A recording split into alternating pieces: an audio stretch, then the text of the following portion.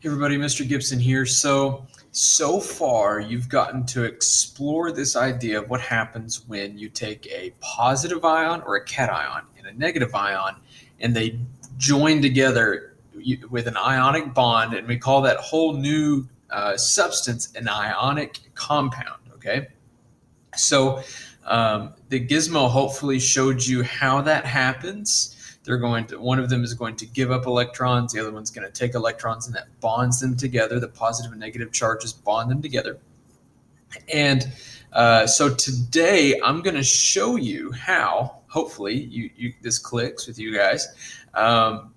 If I give you any combination of cation and anion, you can tell me what ionic compound will form between those two substances, okay?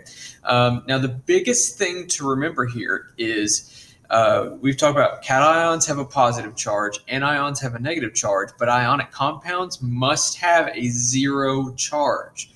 However big the positive charge of the cation is, and however big the negative charge of the anion is, they have to cancel each other out. Okay, so that's going to be a huge factor in how we write the formula, because if a cation only has a +1 charge and the anion has a -2 charge, then you're going to need two of those cations to cancel out the charge on that anion. So hopefully that makes sense. Another way to think of it is the overall charges of the cations and the anions, when you add them up, need to equal 0. Okay, the positive charge added to the negative charge should equal 0. Now, I'm going to show you today, there's actually a couple ways you can do this, but for this activity, I'm going to let you guys play around with this thing called the criss-cross method. Also, some people call it the swap and drop method. I like to call it the criss-cross method.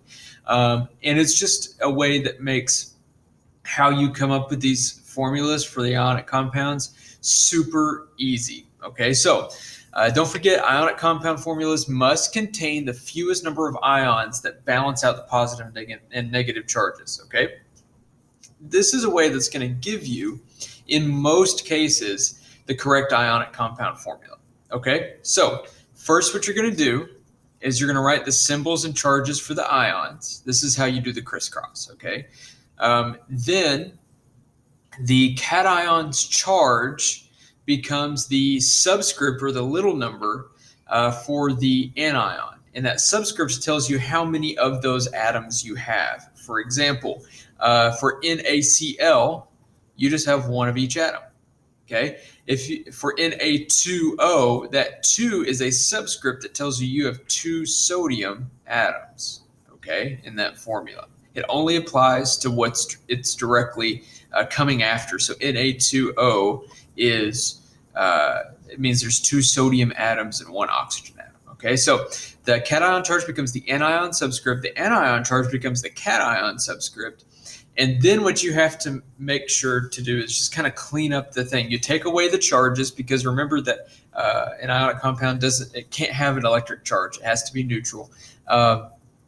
If the subscripts can be simplified, you need to simplify those. For example, if the subscripts are 4 and 2, then you can simplify that down to 2 and 1.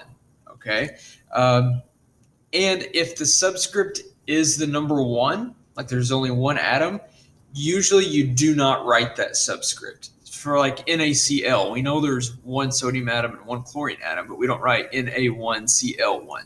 We just write NaCl. Now, if you were to forget that and do that, I wouldn't necessarily mark it incorrect today, but that is just something to keep in mind. Now, let me show you how to do it. Let me give you just an example. So let's say we were taking a copper cation, so it's positive, it has a +2 charge, and we were combining that with a phosphide anion, which has a -3 charge. And the question is, what is the chemical formula? Well, copper has a +2 charge, phosphide has a -3, so obviously those charges don't just cancel out.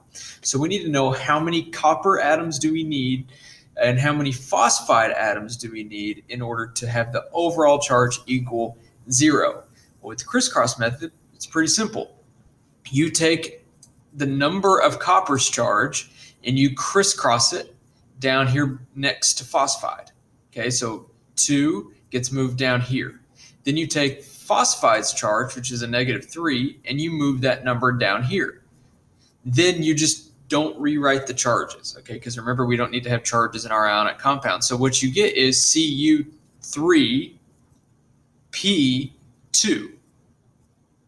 And what that means is there's 3 copper atoms and 2 phosphide atoms. But we literally just crisscrossed, moved the 2 down here, moved the 3 down here, and we got the formula. Okay, so for this one, NaCl, Na has a +1 charge, Cl has a -1 charge. You can do the crisscross for that, but you can also just realize, oh, +1 and -1 cancel out, so I just need one of each atom. NaCl. Here you have sodium and oxide. Sodium has a +1 charge, oxide has a -2 charge.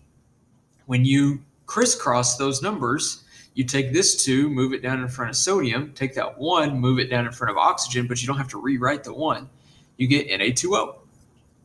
Okay, I'll do one more for you. Let's do this one, Na and phosphide here with the -3 charge. So the 1 and the 3 crisscross.